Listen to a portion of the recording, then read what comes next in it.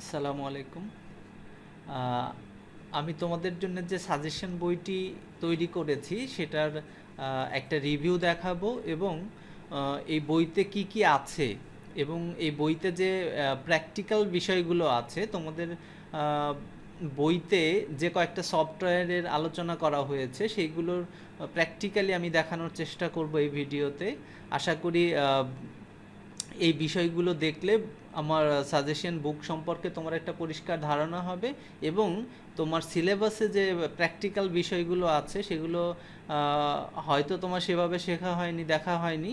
আশা করছি এই ভিডিও থেকে তোমার সেই বিষয়গুলো, ধারণাগুলো স্পষ্ট হবে এবং তুমি একদম জেনে শুনে বুঝে তারপরে তুমি পরীক্ষায় অংশগ্রহণ করতে পারবে ইনশাআল্লাহ।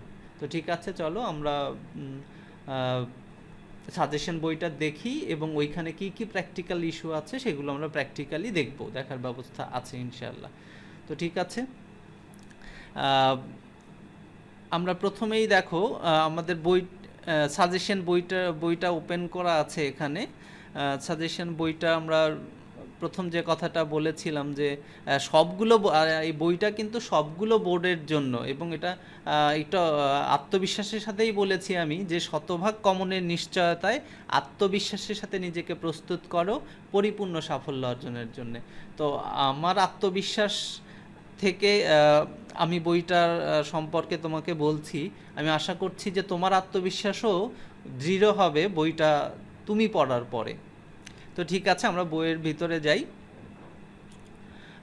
এইখানে দ্বিতীয় পৃষ্ঠায় আমরা মাত্র একদিনের প্রস্তুতির কথা বলেছি, যে একদিনের প্রস্তুতিতে 14 পৃষ্ঠার বইটা তোমাকে তোমার বই সম্পর্কে পরিপূর্ণ একটা ধারণা দিবে। ঠিক আছে, তারপর আমরা এখানে ইন্ডেক্স করেছি যে অধ্যায়ের নামগুলো দিয়ে। এরপর প্রথম অধ্যায় দেখো, আমরা বইটা যেভাবে সাজিয়েছি যে প্রথম অধ্যায়ে সে অধ্যায়ের নাম এবং অধ্যায়ের যে গুরুত্বপূর্ণ শব্দগুলো, যে শব্দগুলো থেকেই অবজেক্টিভ আসবে সেই শব্দগুলোকে প্রথমে আমরা এখানে বলে দিয়েছি। নেক্সট এই শব্দগুলো থেকে কিভাবে অবজেক্টিভ আসে সেই বিষয়গুলোও তোমাদেরকে এইখানে আলোচনা করা আছে। যখন প্রথম যে আমরা একটু বড় করি স্ক্রিনটা, ওকে দেখো এইখানে বইতে একটা কথা কতভাবে বলা আছে দেখো, যে 21 শতকের পৃথিবী, কোথাও আছে নতুন পৃথিবী, কোথাও আছে বর্তমান পৃথিবী। এই তিনটা কথা একটা কথাকে ইন্ডিকেট করে, যে কোথাও 21 শতকের পৃথিবী নিয়ে তোমাকে প্রশ্ন করছে, কোথাও নতুন পৃথিবী নিয়ে, কোথাও বর্তমান পৃথিবী নিয়ে। যেটাই বলুক এই তিনটার সাথেই এই কথাটা জড়িয়ে দেওয়া হয় যে বর্তমান পৃথিবী বা 21 শতকের পৃথিবী বা নতুন পৃথিবী, এইটা হচ্ছে তথ্য ও যোগাযোগ প্রযুক্তির যুগ। ওকে, এরপরে আরেকটা কথা বলা হয় যে সম্পদ, এই সম্পদটা আসলে এই 21 শতকের পৃথিবীর বা নতুন পৃথিবীর বা বর্তমান পৃথিবীর সম্পদ কি সেটা নিয়ে বলা হয়েছে। তো বর্তমান পৃথিবীর সম্পদ হচ্ছে জ্ঞান অথবা সাধারণ মানুষ। আবার বলা আছে যে এই 21 শতকের পৃথিবী বা নতুন পৃথিবী, এটার অর্থনীতিটা কী ধরনের অর্থনীতি, এটা হচ্ছে জ্ঞানভিত্তিক অর্থনীতি। আর এইখানে আরেকটা কথা বলা আছে যে এই বর্তমান পৃথিবী বা নতুন পৃথিবী, এটার অলিখিত দলিল কি, অলিখিত দলিল হচ্ছে আন্তর্জাতিকতা, জাতিকতা। এরপরে আবার দেখো বলা আছে যে দ্রুত পরিবর্তন বা ত্বরান্বিত হচ্ছে, দ্রুত পরিবর্তনের কথাটাও বলতে পারে বা দ্রুত ত্বরান্বিত হচ্ছে। কি হচ্ছে যে এই 21 শতকের পৃথিবীতে কি দ্রুত পরিবর্তন হচ্ছে বা কি ত্বরান্বিত হচ্ছে, দুইটা জিনিস, একটা হচ্ছে বিশ্বায়ন আর একটা হচ্ছে আন্তর্জাতিকীকরণ। ইংলিশে যদি আমরা বলি একটা গ্লোবালাইজেশন আর একটা ইন্টারন্যাশনালাইজেশন। আমরা এখানে বলে দিয়েছি যে গ্লোবালাইজেশন কি, তারপর ইন্টারন্যাশনালাইজেশন কি, এটা পরিষ্কার একভাবে একটা ধারণা দিই তোমাকে বইতে বা এখানে যেভাবেই থাকুক। তুমি যখন বাংলাদেশের নাগরিক হয়ে বিভিন্ন দেশে ঘুরে বেড়াচ্ছ, মানে বিভিন্ন দেশে ঘুরে বেড়াতে পারো, মানে বিভিন্ন দেশের সাথে কমিউনিকেট করতে পারো, এটা একটা অ্যাজ আ পার্সন হিসাবে তুমি যাচ্ছ, তুমি তোমার বিজনেসের প্রোডাক্টগুলোও যদি সারা পৃথিবীতে বিক্রি করার জন্য নিয়ে যাও, তাহলে এইটা হচ্ছে বিশ্বায়ন বলা হয়। আর ইন্টারন্যাশনালাইজেশনটা কি, যে তুমি একই সাথে বাংলাদেশের নাগরিক, সাথে আবার কি তুমি ভারতেরও নাগরিক বা অন্য কোনো দেশের নাগরিক, তুমি ওই দেশে গিয়ে প্রোডাক্ট বিক্রি করছো, একই সাথে তুমি ওই দেশের নাগরিকত্বও পাচ্ছ। এইটা হচ্ছে ইন্টারন্যাশনালাইজেশন, মানে এটা বিশ্বায়নের থেকে আরেক ধাপ এগিয়ে, যে তুমি ওই দেশে তোমার প্রোডাক্ট বিক্রি করছো, একই সাথে তুমি ওই দেশে বসবাস করার জন্য ওই দেশের নাগরিকত্ব পাচ্ছ। এইটা ইন্টারন্যাশনালাইজেশন। ওকে, এরপরে যেটা করা হয়েছে দেখো, যে বিভিন্ন বিজ্ঞানীর কথা বলা হয়েছে, যেমন চার্লস ব্যাবেজ নামে, মানে এই যে কম্পিউটার প্রযুক্তির সাথে, তথ্য যোগাযোগ প্রযুক্তির সাথে কোন ব্যক্তিদের সম্পর্ক রয়েছে, সেই ব্যক্তিগুলোর কি কি অবদান আছে, এইগুলো থেকে অবজেক্টিভ খুব আসে। তো চার্লস ব্যাবেজের কথা বলা আছে। চার্লস ব্যাবেজের সাথে যে অবজেক্টিভগুলো সবসময় আসে, যে প্রথম কথা হচ্ছে আধুনিক কম্পিউটারের জনক তিনি। তারপর তিনি দুইটা ইঞ্জিন ইঞ্জিন আবিষ্কার করেছে, একটা ডিফারেন্স ইঞ্জিন আর একটা হচ্ছে অ্যানালিটিক্যাল ইঞ্জিন। এই দুইটা ইঞ্জিন চার্লস ব্যাবেজের।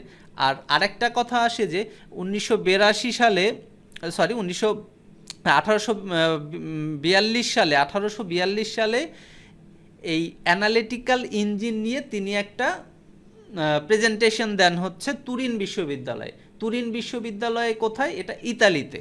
আমরা এখানে বলে দিয়েছি, এটা হয়তো বইতে নেই। তুরিন বিশ্ববিদ্যালয় হচ্ছে ইতালির একটা বিশ্ববিদ্যালয়। আর সেখানে 1882 সালে তিনি একটা তার অ্যানালিটিক্যাল ইঞ্জিন সম্পর্কে কথাবার্তা বলেন। তো এই মোটামুটি তিনটা ইনফরমেশন চার্লস ব্যাবেজের নিয়ে খুব আসে। চার্লস ব্যাবেজের সাথে আরেকজনের খুব সম্পর্ক আছে, সেটা হচ্ছে অ্যাডা লাভলেস।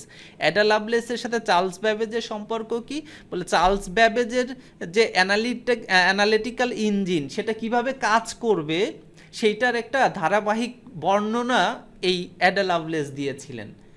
যেইটা আসলে তিনি তখন যে ধারা বর্ণনাটা দিয়েছিলেন, যে অ্যানালিটিক্যাল ইঞ্জিনটা কিভাবে কাজ করে স্টেপ বাই স্টেপ তিনি বলেছিলেন, ওই ধারা বর্ণনাটাই হচ্ছে পরবর্তীতে অ্যালগোরিদম, মানে প্রোগ্রামিংয়ের যে ফার্স্ট স্টেপ অ্যালগোরিদম, ওই অ্যালগোরিদমের ধারণাটাই আসলে তখন তিনি বলেছিলেন। পরে এসে এটা বোঝা গেছে।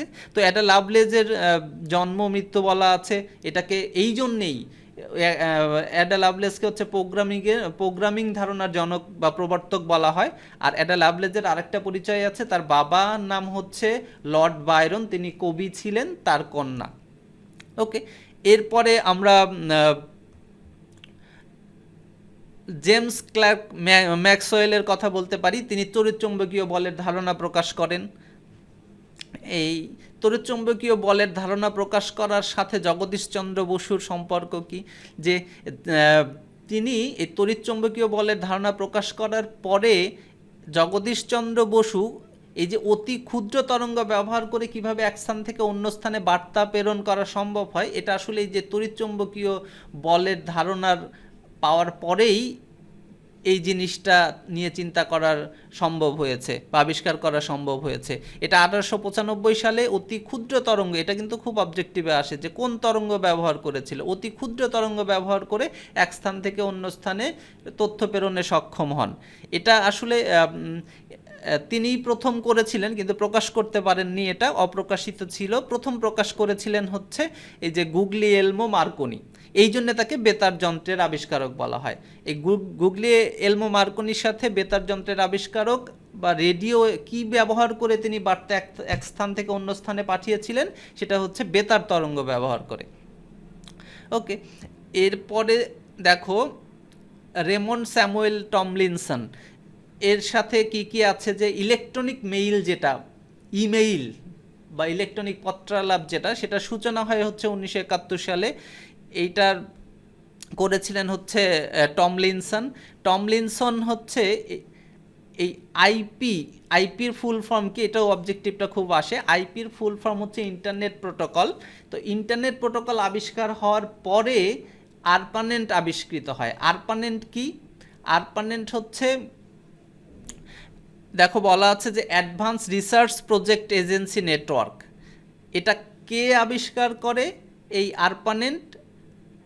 আরপা নামে একটা মার্কিন প্রতিরক্ষা বিভাগের শাখা আছে, তারা হচ্ছে এই আরপানেন্ট আবিষ্কার করে। আরপানেন্টটা আসলে কি, যে কতগুলো কম্পিউটারকে যখন আইপি ইন্টারনেট প্রোটোকল আবিষ্কার করা হয়, মানে প্রত্যেকটা ডিভাইসের একটা করে ইউনিক আইপি ব্যবহার করা শুরু হয়েছে, তখন কতগুলো কম্পিউটারকে হচ্ছে কানেক্ট করে, ওয়্যার দিয়ে কানেক্ট করে একটা নেটওয়ার্ক তৈরি করা হয়, ওই নেটওয়ার্কটাকে হচ্ছে আরপানেন্ট বলা হয়। মানে কাজের সুবিধার জন্য এই যেন আহ, যেমন নেটওয়ার্কের কাজ কি, নেটওয়ার্কের কাজ হচ্ছে নেটওয়ার্কের মধ্যে থাকলে যেটা হয় যে কোনো ফাইল তোমাকে আমি আরেকজনকে পাঠাতে চাচ্ছি, সেটা ইমেইলের মাধ্যমে বা নেটওয়ার্কের সাথে যুক্ত একটা কম্পিউটারকে খুব সহজেই তথ্য আদান প্রদান করতে পারে। যেমন আমরা ইমেইলের মাধ্যমে, চ্যাট বক্সের মাধ্যমে একটা আর এইটার আগে যেটা ছিল যে ফিজিক্যালি কোনো একটা জিনিস হচ্ছে একজন আরেকজনকে দিয়ে আসতে হতো। তো এই সমস্যাটা দূর করার জন্যেই আরপানেন্ট তৈরি হয়। এখানে প্রশ্ন হচ্ছে আরপানেন্ট হচ্ছে কি? আরপানেন্ট হচ্ছে advance research project agency network.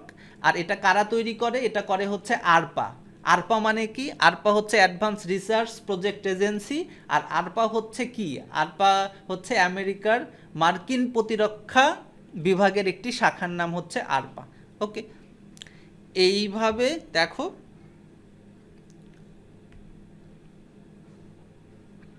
আমরা পুরো বইটাকে এইভাবে সাজিয়েছি যে কোন কার সাথে কার সম্পর্ক আছে, কিভাবে সেটা যুক্ত হয়, কিভাবে প্রশ্ন আসতে পারে। যেমন এই যে মার্ক জুকারবার্গের সাথে কি কি আছে, মার্ক জুকারবার্গের সাথে হার্ভার্ড ইউনিভার্সিটি এই এই শব্দটার জড়িত আছে। তিনি কোথাকার শিক্ষার্থী ছিলেন? হার্ভার্ড ইউনিভার্সিটির। আর তার সাথে আর কার সম্পর্ক আছে? ফেসবুক শব্দটা সম্পর্ক আছে, কারণ তিনি ফেসবুক আবিষ্কার করেন। তিনি ফেসবুককে তিনি একা, তার সাথে আর 4 বন্ধু ছিল। এবার ফেসবুক নিয়ে কি কি ইনফরমেশন জানা দরকার। ফেসবুক হচ্ছে কত সালে রিলিজ হয়? এটা 4 ফেব্রুয়ারি 2004। ফেসবুককে কি বলা হয়? এটা সোশ্যাল মিডিয়া বলা হয়। আর 2015 সালে ফেসবুকের ইউজার কত ছিল? এই যে ফেসবুক, আবার ফেসবুকে আমরা যখন কোনো কিছু লিখি তখন সেটাকে পোস্ট বলা হয় বা স্ট্যাটাস বলা হয়। আর ফেসবুকে তুমি একজন আরেকজনের সাথে যোগাযোগ করতে বা একজন আরেকজনের ইনফরমেশনগুলো দেখতে তোমাকে কি করতে হয়? তোমাকে তোমাকে হচ্ছে ফ্রেন্ড হতে হয়, আরেকজনের হচ্ছে ফ্রেন্ড হতে হয়। ফ্রেন্ড হলে তখন তুমি আরেকজনের পোস্ট পড়তে পারো। কিন্তু টুইটারের ক্ষেত্রে কি হয় দেখো, টুইটার এটা রিলিজ হয় হচ্ছে জুলাই 15, 2006 সালে। এটাও একটা সোশ্যাল মিডিয়া, কিন্তু এটার হচ্ছে মাইক্রো ব্লগিং। তুমি যখন ফেসবুকে কোনো পোস্ট করো তখন যত বড় ইচ্ছা লেখা, টেক্সট, ছবি এগুলো দিতে পারো। কিন্তু মাইক্রো ব্লগিং সাইট বলতে বোঝানো হচ্ছে যে এখানে একটা নির্দিষ্ট পরিমাণ ওয়ার্ড তুমি লিখতে পারবা। এবং টুইটারে যে তুমি যে লিখছো ওই লেখাটাকে বলা হয় টুইটারের বার্তা বা টুইট। আর এখানে কত ক্যারেক্টার লেখা যায়? 140 ক্যারেক্টারের বেশি টুইটারে লেখা যায় না। এই জন্যে টুইটারকে বলা হচ্ছে মাইক্রো ব্লগিং। আর টুইটারে তুমি যদি কারো হচ্ছে পোস্ট পড়তে চাও বা, তাহলে তাকে কি করতে হয়? ফলো করতে হয়। আর তুমি তাকে ফলো করলে সেইটা তুমি হয়ে যাও ফলোয়ার। ফলোয়ার হয়ে গেলে তার পোস্ট তুমি দেখতে পারো। কিন্তু ফেসবুকের ক্ষেত্রে ফ্রেন্ড হতে হয়, ফ্রেন্ড হয়ে তারপরে তার পোস্ট এগুলো দেখতে হয়। আর ফেসবুকের পোস্টকে বলে হচ্ছে, মানে ফেসবুকে কোনো কিছু লিখলে সেটাকে পোস্ট বা স্ট্যাটাস বলে। আর টুইটারে কোনো কিছু লিখলে সেটাকে টুইট বলে। এইভাবে সাজানো হয়েছে পুরো বিষয়টা, যে তুমি কোন শব্দটা শিখলে ওই শব্দটার সাথে আর কি কি শব্দ জানতে হবে অবজেক্টিভের জন্য আসতে পারে। ওকে, এরপরে আমরা এই চ্যাপ্টারের উপরে এই মানে মেইন যে টপিকগুলো সেগুলো নিয়ে এরকমভাবে আলোচনা করেছি, সুন্দর করে উপস্থাপন করেছি। সাথে সাথে এই চ্যাপ্টার থেকে তোমাকে কতগুলো অবজেক্টিভ দেওয়া হয়েছে। এই অবজেক্টিভগুলো থেকে তুমি নিজেকে একটু যাচাই করে নিতে পারো যে আমি ঠিক করে সব কিছু শিখলাম কি না। এরপরে দ্বিতীয় অধ্যায়ে ঠিক একইভাবে করা হয়েছে। দেখো এই যে এখানে ভাইরাস যে শব্দটা, এই ভাইরাসের ফুল ফর্ম কি, মানে ভাইরাসের সাথে কোন কোন অবজেক্টিভ রিলেটেড, কি কি অবজেক্টিভ আসতে পারে। যেমন ভাইরাসের ফুল ফর্ম আসতে পারে, প্রথম ভাইরাসটার নাম কি? বুট ভাইরাস। এটা কোথায় আক্রমণ করে? কম্পিউটারে বুট সেক্টরে। এটা কত সালে? এত সালে। এটা কে আবিষ্কার করে? অধ্যাপক ফ্রেড কোহেন কোন ইউনিভার্সিটির অধ্যাপক ছিলেন? নিউ হ্যাভেনের অধ্যাপক ছিলেন। এই যে ভাইরাসের সাথে এই এতগুলো শব্দ রিলেটেড, এই সব শব্দগুলো জানলে তুমি ভাইরাস নিয়ে যত অবজেক্টিভ আসবে তুমি পারবে। এবার ভাইরাসের সাথে কি কতগুলো ভাইরাসের এক্সাম্পল দেওয়া আছে এখানে, স্টোন, ভিয়েনা, ফোল্ডার। তারপরে সিআইএইচ এইগুলো আসে খুব। এরপর ভাইরাস আক্রান্ত কম্পিউটারে কি কি প্রবলেম হলে আমরা বুঝবো যে কম্পিউটারটা ভাইরাস আক্রান্ত, ম্যালওয়্যার কি, স্পাইওয়্যার কি, সফটওয়্যার কি। এখানে একটা কথা বলে নিই, স্পাইওয়্যার হচ্ছে এক ধরনের ম্যালওয়্যার, মানে ম্যালওয়্যারের যে বৈশিষ্ট্য থাকে স্পাইওয়্যারেরও ঠিক একই বৈশিষ্ট্য থাকে, কিন্তু বাড়তি আরও কিছু স্পাইওয়্যারে থাকে। সেটা হলো যে ডিভাইসের তোমার অজান্তেই ডিভাইসের ব্যাক এন্ডে কী করা হয়, এটা সচল থাকে স্পাইওয়্যার, এবং তোমার তথ্যগুলো চুরি করে নিয়ে থার্ড পার্টিকে দিয়ে দিতে পারে। ওকে, এরপরে হচ্ছে ভাইরাসের সোর্স, কি কি উপায়ে ভাইরাস আসতে পারে। দেখো, ভাইরাস থেকে রিলেটেড কতগুলো শব্দ আছে, এই সবগুলো শব্দ তুমি যদি এই যে স্মার্টলি এখানে উপস্থাপন করা আছে, যদি তুমি এগুলো দেখে নাও, আশা করছি যে এর বাইরে অবজেক্টিভ আসার কোনো চান্স নাই। আমরা একইভাবে এটা শেষ করে দিয়েছি। এখানে সফটওয়্যার ইনস্টলেশন নিয়ে কথা আছে, এটা প্র্যাকটিক্যাল দেখানো যেতে পারে যে ভিএলসি মিডিয়া প্লেয়ার কিভাবে ইনস্টল করতে হয়। তো আমরা এইটা একটু তোমাকে দেখাবো যে ভিএলসি মিডিয়া প্লেয়ার যদি ইনস্টল করতে যাই তাহলে কতগুলো ধাপ, আমরা জানি যে 8টা ধাপ হয়। 3 নাম্বার ধাপটা আসে যে এটা কী করতে হয়, 3 নাম্বার ধাপে ভাষা সিলেক্ট করার অপশন আসে, 7 নাম্বার ধাপে হচ্ছে ড্রাইভ সিলেকশন আছে।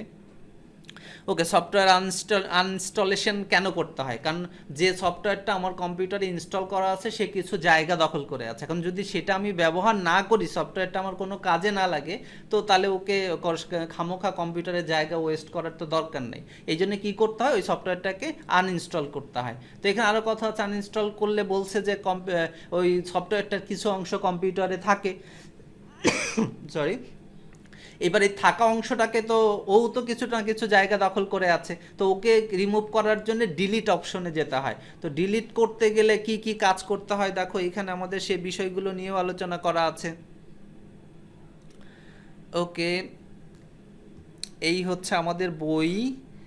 দেখো খুব সুন্দরভাবে সব কিছু সাজানো গোছানো আছে। আমরা তোমাকে প্র্যাকটিক্যালে দেখাবো কি কি, সেটা নিয়ে একটু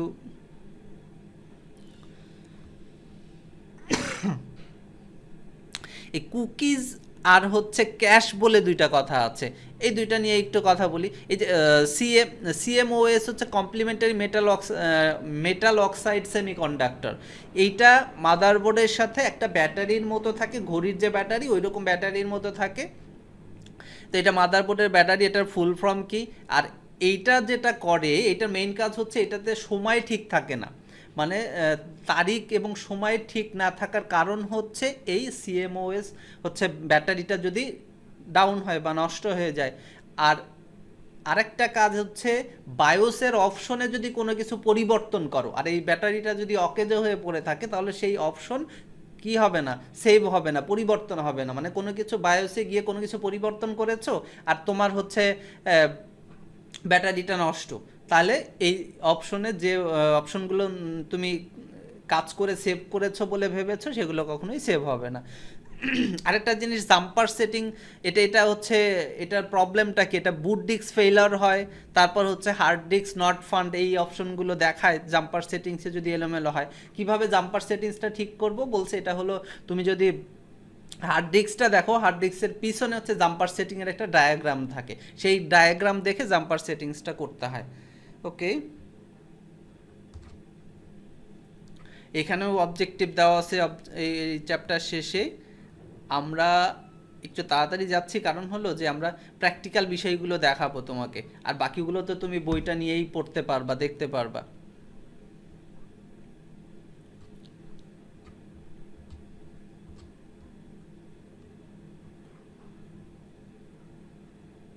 এইখানে প্র্যাকটিক্যাল জিনিসের সব চলে আসছে। মাইক্রোসফট অফিস, মাইক্রোসফট অফিস এটা আমাদের সিলেবাসে যেটা আলোচনা করা আছে সেটা হলো মাইক্রোসফট অফিস 2007। এই 2000 মাইক্রোসফট অফিসকে কি বলা হয়, ওয়ার্ড প্রসেসর বলা হয়। এটা লেখালেখির সফটওয়্যার, পৃথিবীতে সবচেয়ে লেখালেখির জন্য সবচেয়ে জনপ্রিয় যে সফটওয়্যারটা বা ওয়ার্ড প্রসেসর যেটা, সেটা হলো মাইক্রোসফট অফিস, যেটা মাইক্রোসফট কোম্পানির মাইক্রোসফট অফিস সফটওয়্যার যেটা সেটা। আর অফিস বাটন বলে একটা কথা আছে, মানে অফিস 2007-এর যে বাটন আইকন, অফিস আইকনটা, সেই আইকনে যদি আমরা ক্লিক করি তাহলে কি কি অপশন পাওয়া যায়, এগুলো এই যে দেখতে পাচ্ছ, এগুলো আমি একটু পরে তোমাকে প্র্যাকটিক্যালি দেখাবো। আর ডকুমেন্টকে আকর্ষণীয় করার জন্য টেবিল, চার্ট, ছবি, গ্রাফ, লিস্ট, ক্লিপার্ট এগুলো লাগে। টেমপ্লেট কি? টেমপ্লেট হচ্ছে তুমি যখন একটা কাজ, মনে করো তুমি সিভি লিখছো, তো সিবিতে ম্যাক্সিমাম জিনিসই সেম থাকে, শুধুমাত্র পার্সোনালের ডিটেলসটা আলাদা থাকে। তো তুমি যদি সিবিটাকে টেমপ্লেট হিসেবে সেভ করে রাখো, তাহলে বারবার করে তোমাকে পুরো সিবিটাই লিখতে হচ্ছে না, শুধু পার্সন অনুযায়ী তার ডিটেলসটা আলাদা করে লিখলেই হচ্ছে। এটা হচ্ছে টেমপ্লেটের সুবিধা, যে এটা বারবার ইউজ করা যায় এবং সময় সাশ্রয় হয়। ফাইন্ড অ্যান্ড রিপ্লেস কি, এই জিনিসগুলো তোমাকে আমি দেখাবো। তারপরে কিছু শর্টকাট আছে। তারপরে মেনু বারটা কি, মেনু বারে কি কি অপশন আছে সেগুলোকে কি বলে, হোম ট্যাবে কি কি আছে, কি কি অপশন আছে, এইগুলো আমি এখন তোমাকে প্র্যাকটিক্যালে দেখাবো, বইতে আছে। আমরা একটু ওয়ার্ড ওপেন করি। দেখো, আমরা ওয়ার্ডে কিছু লিখতে পারবো না, কিন্তু আমরা তোমাকে দেখাতে পারি অবশ্যই। দাঁড়াও, আমরা যাব হলো ওয়ান নোটে যাব। ওয়ান নোটে থেকে আমরা একটা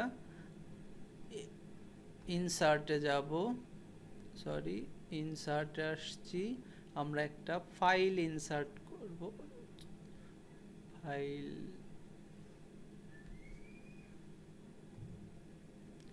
ছবি।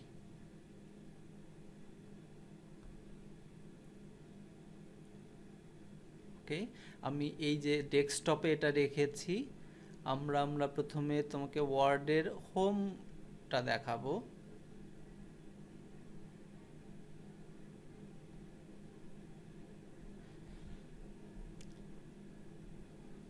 আমরা একটু বড় করা যায় কিনা দেখি।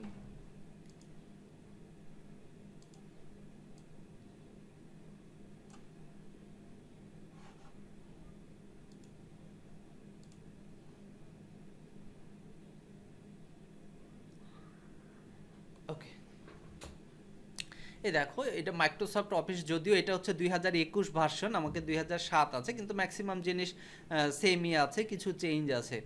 আমরা অফিস বাটনে ক্লিক করলে কি কি দেখা যায় সেটা আমরা এখান থেকে দেখতে পারবো। এই যে এখন, আগের অফিস বাটন অন্যরকম ছিল 2007-এর, এখন অফিস বাটনটা এইরকম। আর অফিস বাটনের জায়গায় এখন ফাইল আসছে, যে আমি যদি ফাইলে ক্লিক করি, তাহলে দেখো ফাইলে নিউ আছে, ওপেন আছে, ইনফো আছে, সেভ আছে, সেভ অ্যাজ আছে। এই অপশনগুলো হচ্ছে এই আপডেট ভার্সনের জন্য। কিন্তু তোমার যে মাইক্রোসফট 2007 অফিস যেটা, সেইটাতে যে অপশনগুলো আছে সেগুলো আমরা আমাদের এইখানে লিখে দিয়েছিলাম। এই যে অফিস ভার্সনে নিউ থাকবে, ওপেন থাকবে, সেভ থাকবে, সেভ অ্যাজ। সেভ আর সেভ অ্যাজের মধ্যে ডিফারেন্সটা কি? ডিফারেন্সটা হচ্ছে যে সেভ হচ্ছে সেভ বাটনে ক্লিক করলে যেটা যেভাবে আছে তুমি ওইভাবেই, মানে সেভ করা কোনো ফাইলকে আবার কিছু মডিফাই করে সেভ করতে পারো। আর সেভ অ্যাজ হচ্ছে যদি তুমি ফাইলটাকে ভিন্ন নামে বা ভিন্ন জায়গায় সেভ করতে চাও, তাহলে সেভ অ্যাজে যেতে হবে। সেভ অ্যাজে কী করতে হয়, ডকুমেন্টটাকে নিউ নেম করা যায়, আবার নিউ ডেস্টিনেশনে সেভ করা যায়। কিন্তু সেভে চাপ দিলে যেটা হয় সেটা হলো ওর নাম পরিবর্তনও করা যায় না, তুমি ডেস্টিনেশনও চেঞ্জ করতে পারবে না। এরপরে প্রিন্ট আছে, প্রিপেয়ার আছে, সেন্ড আছে, পাবলিশ আছে, ক্লোজ আছে। এইগুলো হচ্ছে 2007-এ আছে। আর এখন যেটা আছে, এই দেখো, কমন আছে, নিউ আছে, ওপেন আছে, সেভ, সেভ অ্যাজ আছে, প্রিন্ট আছে, শেয়ার আছে, ক্লোজ আছে, কিছু কিছু মিল আছে। তো আমরা দেখলাম। এরপরে হচ্ছে হোম মেনুতে কি কি আছে এটা নিয়ে আমরা কথা বলবো। এই যে আমরা যদি হোমে ক্লিক করি, এই যে আমরা একটু তোমাকে এখানে একটু কথা বলে নিই যে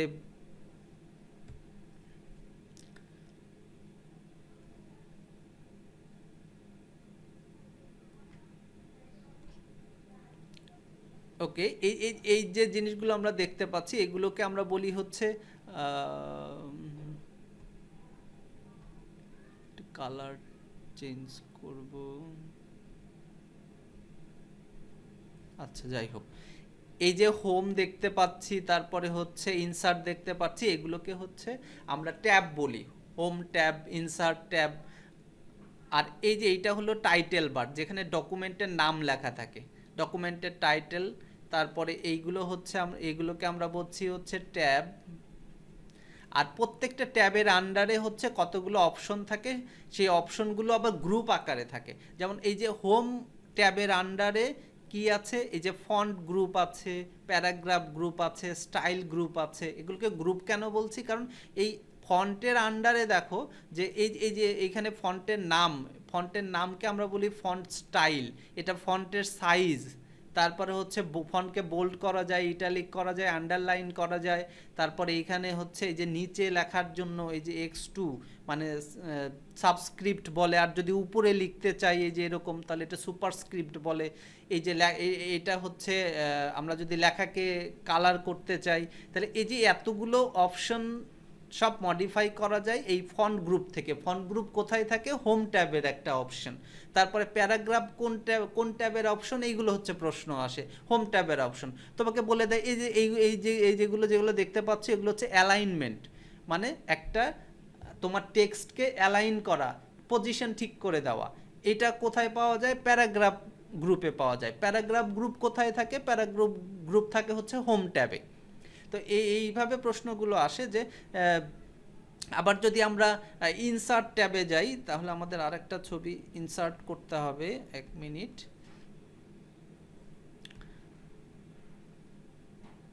ইনসার্ট, আমরা ছবিতে যাব, ফ্রম ফাইল, এইখান থেকে আমরা ওয়ার্ডের ইনসার্টে যাব। ওকে, এটাকে আমাদের একটু বড় করতে হবে।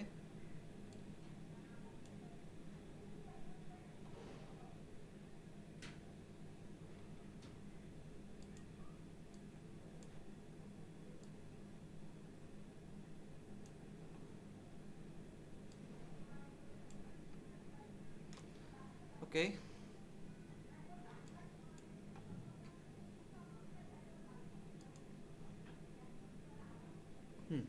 ইনসার্ট ট্যাবে ইনসার্ট ট্যাবে গেলে আমরা কি কি পাচ্ছি, এই যে পেজ গ্রুপ পাচ্ছি, তারপরে হচ্ছে ইলাস্ট্রেশন গ্রুপ পাচ্ছি। খুব আসে যে ইলাস্ট্রেশন গ্রুপটা কোন ট্যাবে থাকে, ইলাস্ট্রেশন গ্রুপটা হচ্ছে ইনসার্ট ট্যাবে থাকে।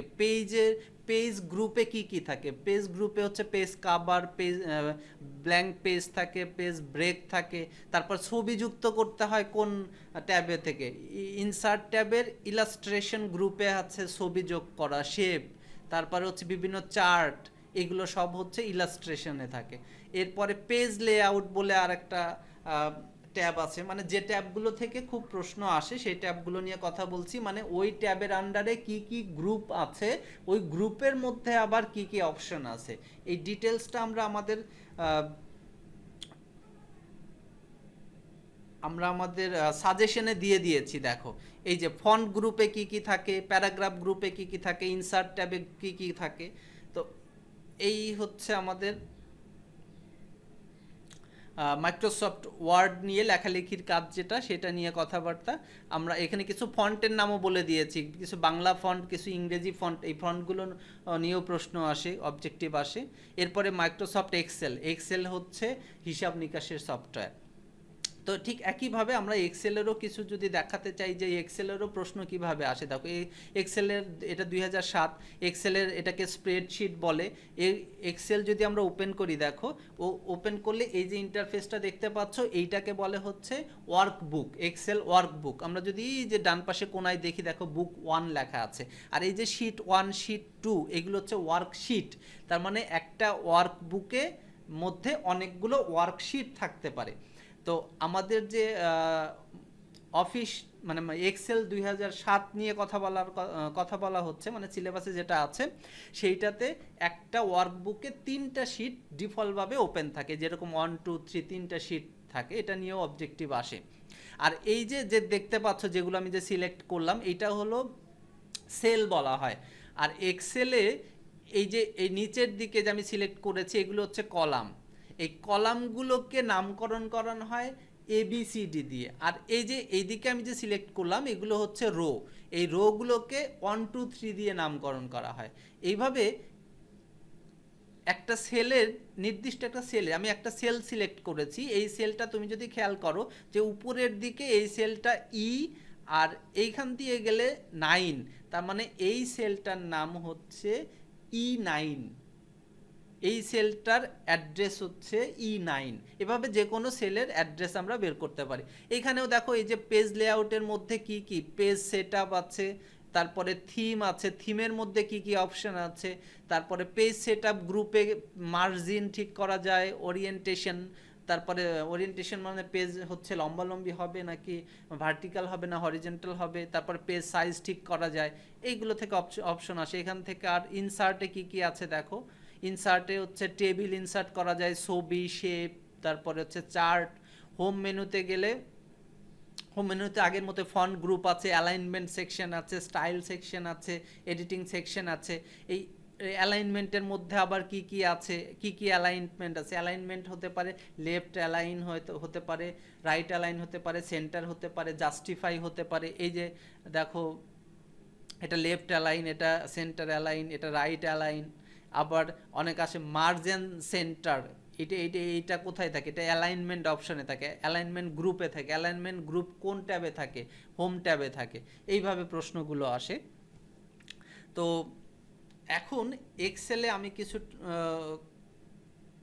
মানে হিসাব নিকাশ যেহেতু করা হয়, তো কি কি হিসাব করা হয় দেখো এক্সেলে কাজগুলোকে, এই যে রো মানে কলাম আর রো থাকার কারণে অনেক ডেটা নিয়ে কাজ করা সহজ হয় এবং ডেটাগুলোকে খুব তাড়াতাড়ি অ্যারেঞ্জও করা যায়।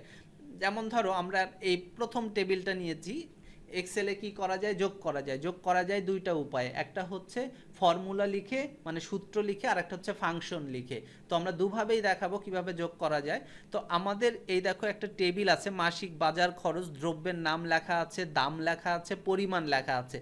তাহলে কত টাকা খরচ হলো এটা লেখা নাই।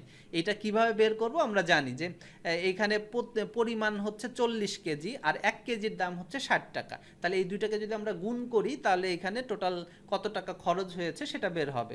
তো গুণ করার জন্য আমরা বলেছি যে দুইটা অপশন আছে, একটা হচ্ছে সূত্র লিখে।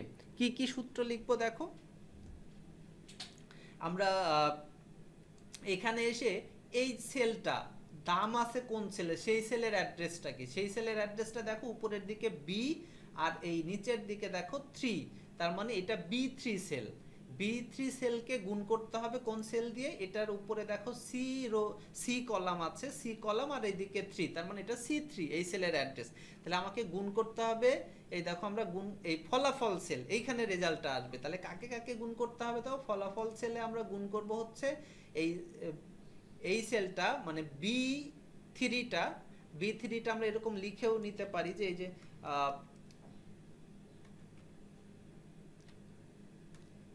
B3 এইভাবে লিখতে পারি, অথবা তুমি এই ফলাফল সেল এটা সিলেক্ট করে তুমি এটা যদি ক্লিক করো তাহলেও ওকে।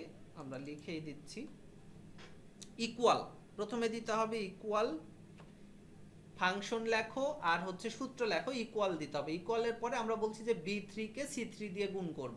তাহলে এই যে B3 এইভাবে সিলেক্ট করলে দেখো এখানে B3 সিলেক্ট হয়ে গেছে।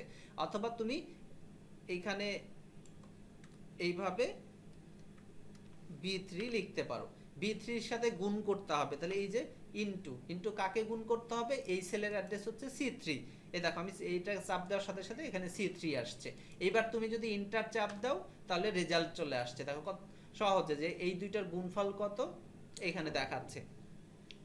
এটা হচ্ছে একটা উপায়, মানে সরাসরি আমি সূত্র লিখলাম। আর এইবার যদি আমরা এটাকে হলো ফাংশন লিখে কাজ করতে চাই তাহলে যেভাবে করা যায় সেটা হলো, আমি এটা ডিলিট করে দেই। ওকে, ফাংশন লিখবো হচ্ছে ইকুয়াল, এরপর লিখবো হচ্ছে গুণ করার জন্য প্রোডাক্ট। ওকে, প্রোডাক্ট, সরি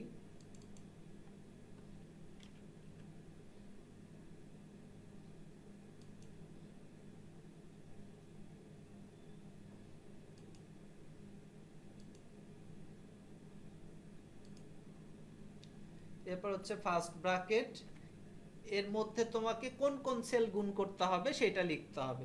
আমাকে B 3 সেল গুণ করতে হবে। এইখানে ফাংশনের সময় তোমাকে আর ইনটু মানে হচ্ছে গুণ চিহ্ন ব্যবহার করা যাবে না, এখানে কোলন ব্যবহার করতে হবে।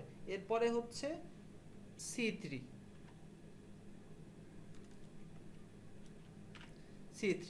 এইবার যদি আমরা এন্টার প্রেস করি তাহলেও রেজাল্ট দেখাচ্ছে। দেখো তাহলে আমরা যেটা করলাম সেটা হলো যে আমরা একটু যদি নোটপ্যাডে যাই, হ্যাঁ আমরা গুণ করার জন্য যেটা করেছি যে ফলাফল সেলে সবসময় সূত্র বা ফাংশন যেটাই লেখো ফলাফল সেলে লিখতে হবে। ফলাফল সেলে ইকুয়াল আমরা প্রথমে যেটা করেছি ফর্মুলা লেখার জন্য B3 ইন্টু এই যে সরি C3 গুণ করেছি। আর এটাকে আমরা বলেছি যে ফর্মুলা বা সূত্র। আর যদি আমরা ফাংশন ইউজ করি তাহলে এই যে প্রোডাক্ট ফার্স্ট ব্র্যাকেট কোন কোন সেলকে আমরা গুণ করব, এই যে B3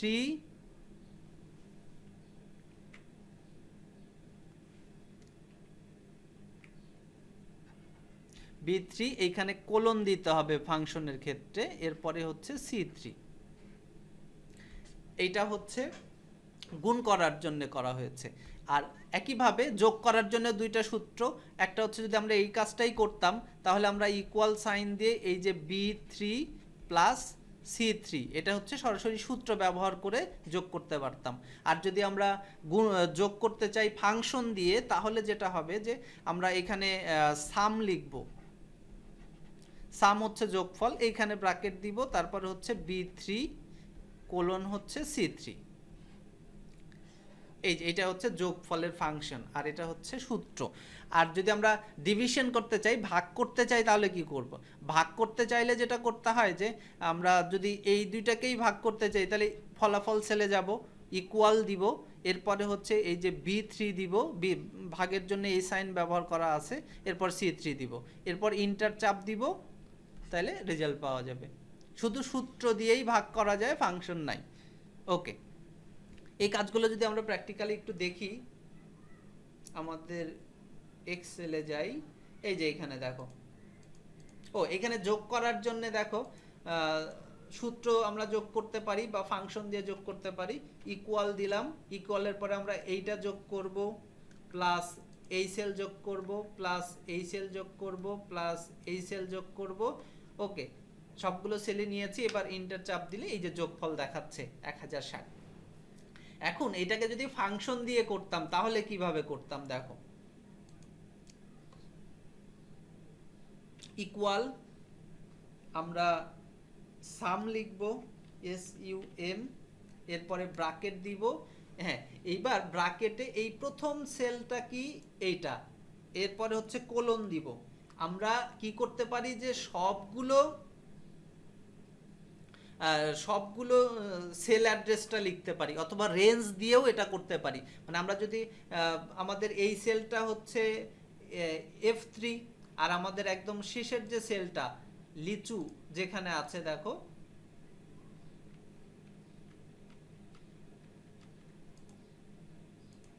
আমরা বোধহয় একটু অন্য জায়গায় চলে গেছি,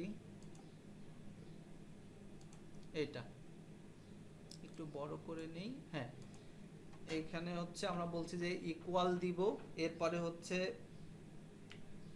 সাম দিব, এরপরে ব্র্যাকেট দিব,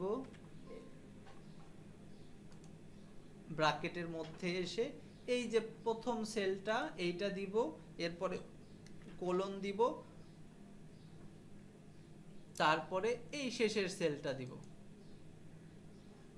তাহলে পুরো রেঞ্জ, এটাকে বলছি আমরা কি যে রেঞ্জ হয়ে সিলেক্ট করা। মানে আমাকে আমি কি করতে পারতাম যে কোলন দিয়ে দিয়ে আমি সবগুলো সেলের অ্যাড্রেস লিখে দিতে পারতাম, অথবা একদম ফার্স্ট সেলটা আর একদম লাস্ট সেলটা এই পুরো রেঞ্জটা একসাথে সাম করা যায়। এবার ইন্টার চাপ দিলেও দেখো 1060 চলে আসছে।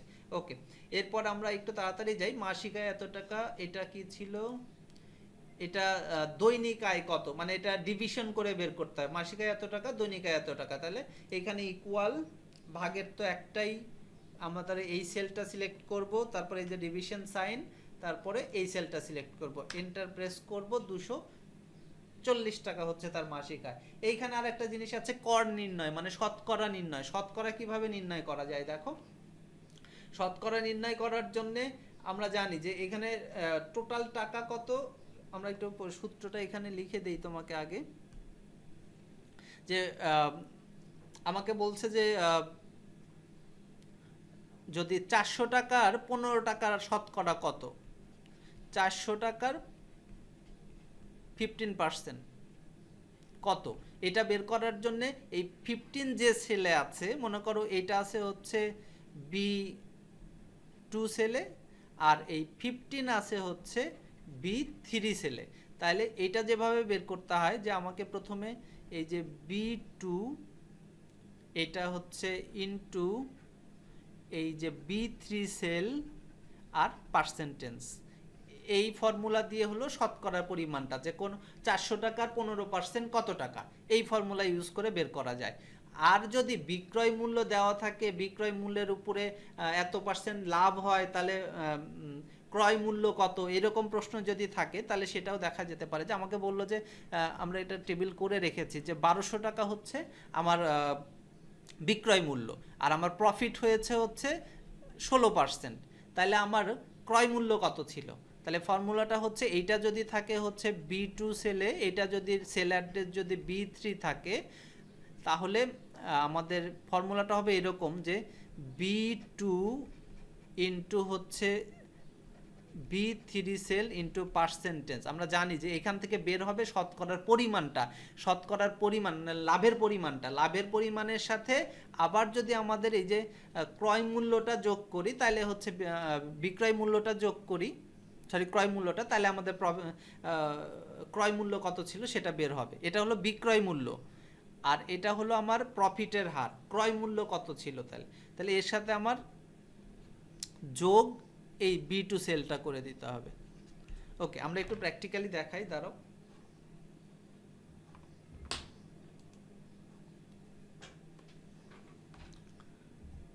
ওকে,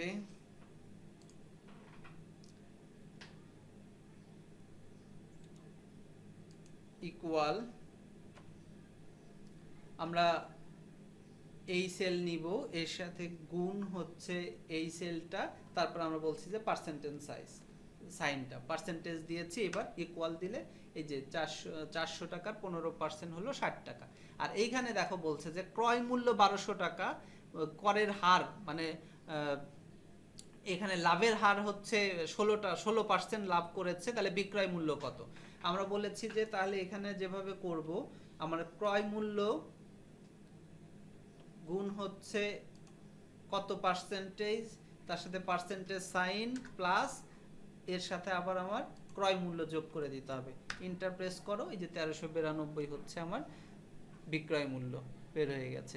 এই হচ্ছে এক্সেলের হিসাব নিকাশ। তোমাকে এইগুলো দিয়েই বলবে যে ক্রয় মূল্য বিক্রয় মূল্য বের করার কথা বলবে, শতকরা পরিমাণ বের করতে বলবে, যোগের কথা বলতে পারবে, মানে এইগুলো দিয়েই অবজেক্টিভগুলোকে সাজানো থাকবে, যেটা আমাদের সাজেশন বইতে খুব ভালো করে দেওয়া আছে। দেখো এই যে গুণের সূত্রগুলো দেওয়া আছে, ফাংশন কিভাবে লিখতে হয়, এগুলো দিয়েই অবজেক্টিভ আসে। এই অবজেক্টিভটা আসে খুব যে ভিসিক্যাল, এটা হচ্ছে সর্বপ্রথম হিসাব নিকাশের জন্য যে সফটওয়্যারটা তৈরি করা হয়, স্প্রেডশিটটা তৈরি করা হয়, সেটা ভিসিক্যাল, কিন্তু সবচেয়ে জনপ্রিয় এখন হচ্ছে এক্সেল। এখানে কিছু অবজেক্টিভ দেওয়া আছে। আমরা মাল্টিমিডিয়া ও গ্রাফিক্স পঞ্চম অধ্যায়ে যাই। এইখানে অনেক কিছু প্র্যাকটিক্যাল দেখানোর আছে, ভিডিওটা অনেক বড় হয়ে যাচ্ছে জানি, আমরা শেষ করে দিব তাড়াতাড়ি। এখানে এই যে মাল্টিমিডিয়ার কি কি থাকে, ইন্টারঅ্যাক্টিভ মাল্টিমিডিয়া কি, এই মাল্টিমিডিয়া হচ্ছে বহুমাত্রিকতা, যেখানে ছবি থাকবে, শব্দ থাকবে মানে সাউন্ড থাকবে, আবার ভিডিও থাকবে, সেটা মাল্টিমিডিয়া। মাল্টিমিডিয়া পূর্বপুরুষকে সিনেমা এরকম বলা আছে। তারপর বহু ইন্টারঅ্যাক্টিভ মাল্টিমিডিয়া কোনগুলো, যেগুলোর সাথে এই ছবি, শব্দ, সাথে ভিডিও, এর সাথে আবার প্রোগ্রামিংও থাকবে, যেমন হচ্ছে বিভিন্ন সফটওয়্যার, গেমিং সফটওয়্যারগুলো, তারপরে ওয়েব পেজ, শিক্ষামূলক সফটওয়্যার, ভিডিও গেমস, এগুলো সব ইন্টারঅ্যাক্টিভ মাল্টিমিডিয়া। এগুলো নিয়েও অনেক কথাবার্তা এখানে যা যা পরীক্ষায় আসবে সব বলে দেওয়া আছে এখানে। দেখো একটু গুছিয়ে লেখা আছে, পড়লেই বুঝতে পারবা। তারপরে এখানে পাওয়ার পয়েন্ট নিয়ে কথা বলা আছে, অ্যাডোবি ফটোশপ নিয়ে কথা বলা আছে। আমরা সবগুলো দেখাতে পারবো কি না দেখো, পাওয়ার পয়েন্ট নিয়ে কিছু কথা বলি। দেখো পাওয়ার পয়েন্ট কোথায় আছে,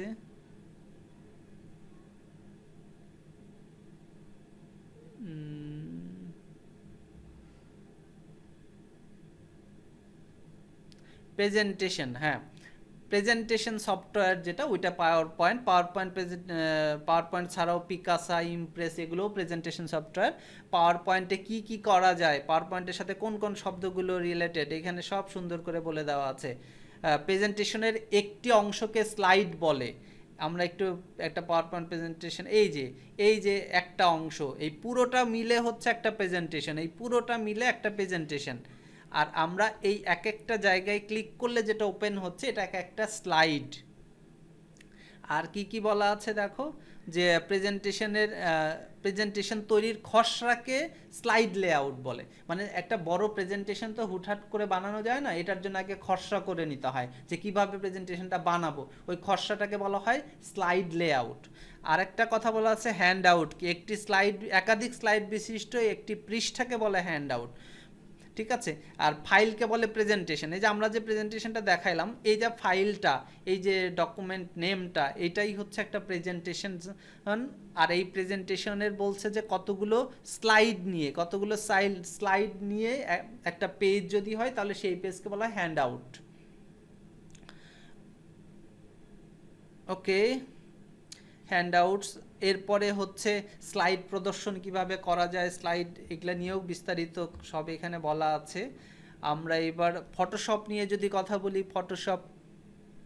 ফটোশপের এই কাজটা নিয়ে একটু কথা বলা দরকার, যে রেজুলেশন, পিক্সেল দেওয়া থাকলে রেজুলেশন কিভাবে বের করা যায়, আর রেজুলেশন দেওয়া থাকলে পিক্সেল কিভাবে বের করা যায়। তার আগে একটু আমরা দেখে নিই যে পিক্সেল কি জিনিস। ফটোশপ মূলত ছবি নিয়ে কাজ করে, মানে ছবি সম্পাদনার কাজ করে, ছবিকে ধুয়ে মুছে পরিষ্কার করে যত ভালো করে উপস্থাপন করা যায় সেটার কাজ এই ফটোশপটা করে। ফটোশপে পিক্সেল, এর জন্য আমাকে একটা ছবি নিতে হবে আসলে ওপেন করে।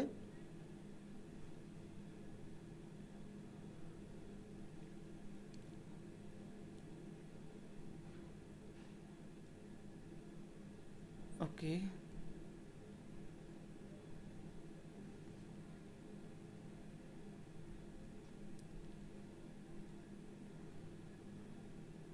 আর এই ছবিটাই নেই।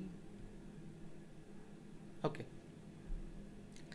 এইটাকে যদি আমরা বড় করতে থাকি, দেখো এই ছবিটাকেই,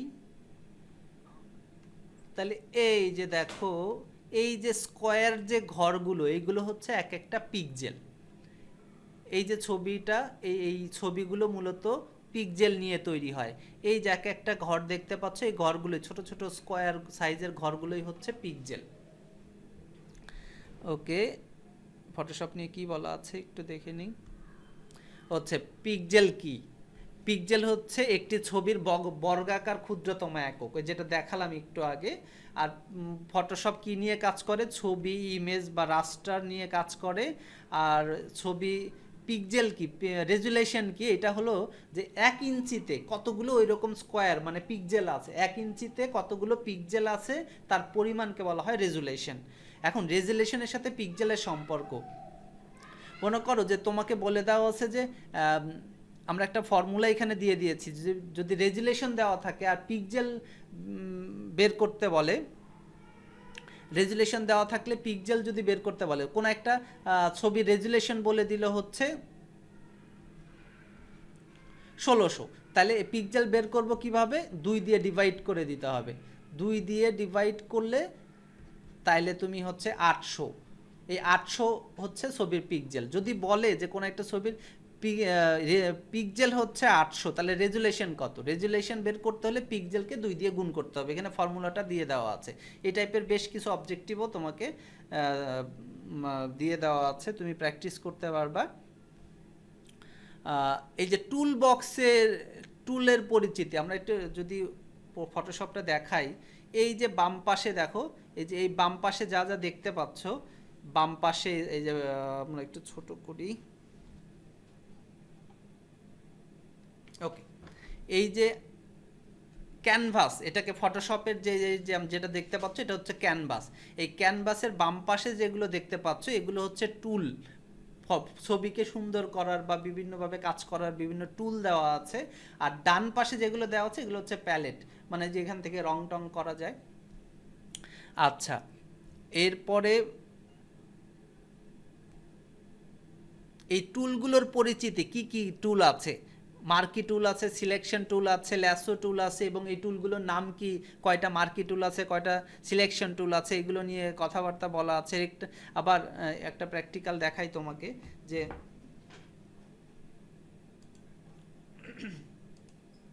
এই যে এগুলো হচ্ছে রেক্ট্যাঙ্গুলার মার্কি টুল বলে। এই মার্কি টুল দিয়ে কি করা যায়, শেপ আঁকানো যায়।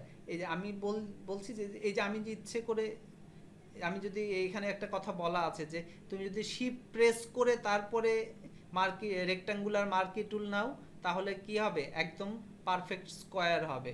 আর যদি তুমি এই যে ইলিপ্টিক্যাল মার্কি টুল নাও আর শিফট প্রেস করো, তাহলে একদম পারফেক্ট বৃত্ত হবে,